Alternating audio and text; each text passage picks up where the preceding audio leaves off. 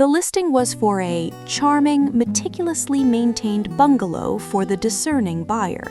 It mentioned the original hardwood floors. "They creak like a pirate ship, Stan," Eleanor noted. The updated kitchen, the oven was from the Reagan era, and the sprawling entertainer's backyard paradise. Stanley and Eleanor looked at each other, then out the window at their modest, perfectly pleasant backyard. It had a bird bath, a patch of grass where their old dog Buster used to nap, and Eleanor's prized rose trellis. A paradise? It was lovely, but paradise usually implied amenities. Who is this Chadford Remington? Stanley read the agent's name with deep suspicion. It sounded like a name someone would use to sell you a very expensive bridge. "Call him," Eleanor said, her eyes narrowing. "Let's see what this paradise includes, and ask him about this squirrel problem he didn't mention." Meanwhile, across town in a borrowed convertible, Chadford Remington, born Kevin Schlobnick, adjusted his too-tight blazer. At 28, he believed success was spun from buzzwords, slicked-back hair, and an aggressive handshake. He'd gotten his client, old Mrs. Gable at number 41, to list her house. But in a moment of what he called aspirational marketing, he'd accidentally used the photo of her neighbor's house, Stanley's, instead. He figured all these old bungalows looked the same. How much trouble could it be? Stanley's call came through. "Mr. Remington, this is Stanley Durnforth of 43 Sycamore. I see you've listed my home. Quite the glowing review."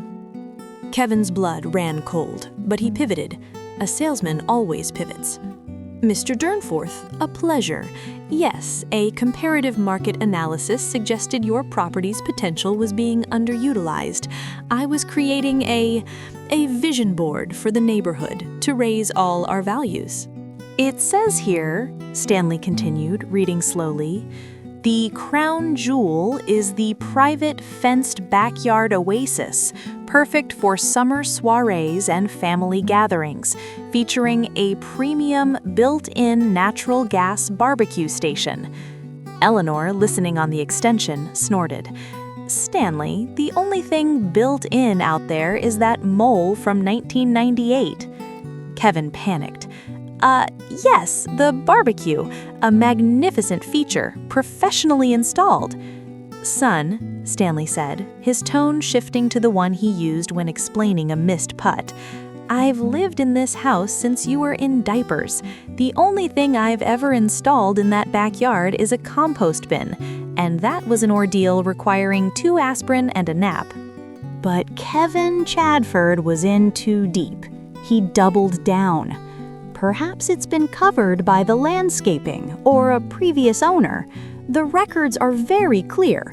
A top-of-the-line Grill Master Magnifico model. It adds significant value." This was the critical mistake. Had he simply apologized, blamed a clerical error, and offered Stanley a fruit basket, all might have been forgiven.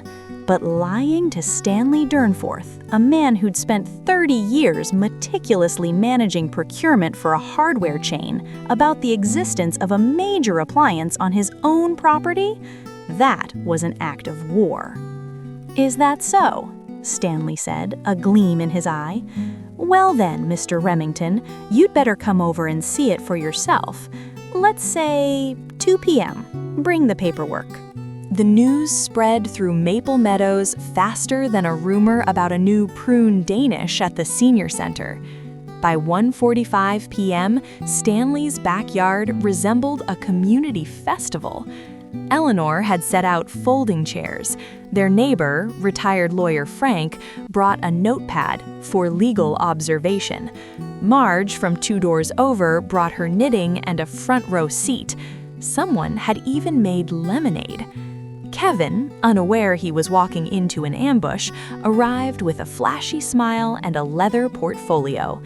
"Mr. Durnforth, so glad we can clear this up. Now, if you'll just show me to that magnificent grill master." Stanley gestured grandly to the center of the lawn.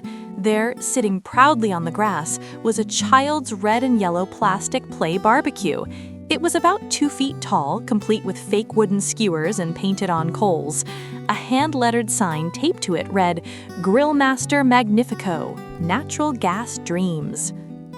The assembled neighbors erupted. Frank's wheezing laugh turned into a coughing fit. Marge dropped a stitch.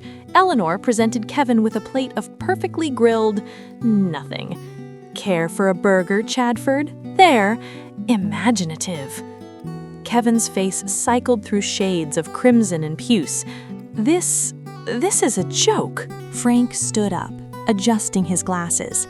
As a former officer of the court, I'd be happy to advise Mr. Durnforth on the legal ramifications of misrepresentation in a property listing. It's a serious matter, could involve the licensing board. The facade of Chadford Remington crumbled entirely, revealing a very sweaty, very scared Kevin. Look, I made a mistake. The photos got mixed up. I thought it sounded good. The problem, Kevin, Eleanor said softly, using his real name instinctively, is that you thought we wouldn't check.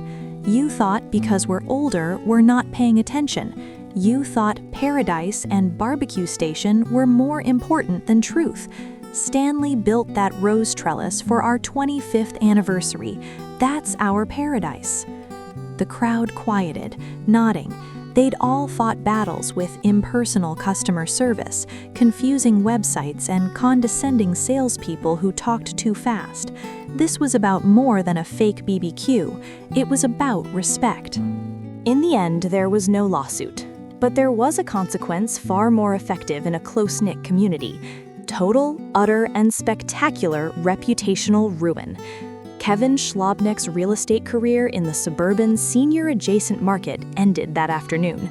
The story of the phony agent and the phantom BBQ became legend, told and retold at bridge clubs, garden parties, and the weekly coffee meetup at the community center. Stanley and Eleanor never did sell, but the following weekend, their actual backyard was fuller than ever. The neighbors brought actual food for a real potluck. Stanley, feeling inspired, did buy a modest, portable charcoal grill. As the scent of honest-goodness burgers filled the air, Frank clinked his lemonade glass. To the real paradise, he toasted, where the only thing grilled is the dinner, and the occasional overambitious real estate agent. And from that day on, in Maple Meadows, the highest compliment you could pay a person wasn't that their house was perfect, it was that their listing was accurate. And if anyone ever tried to sell a fantasy over the facts, someone would inevitably ask, with a knowing smile, "Sure, but does it really have a barbecue?" The lesson was clear.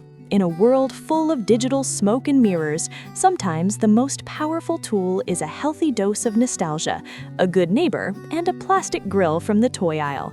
Never underestimate the people who have the time, the experience, and the sheer communal grit to check. Now, if you'll excuse me, I have a trellis to admire and a perfectly average barbecue-optional backyard to enjoy.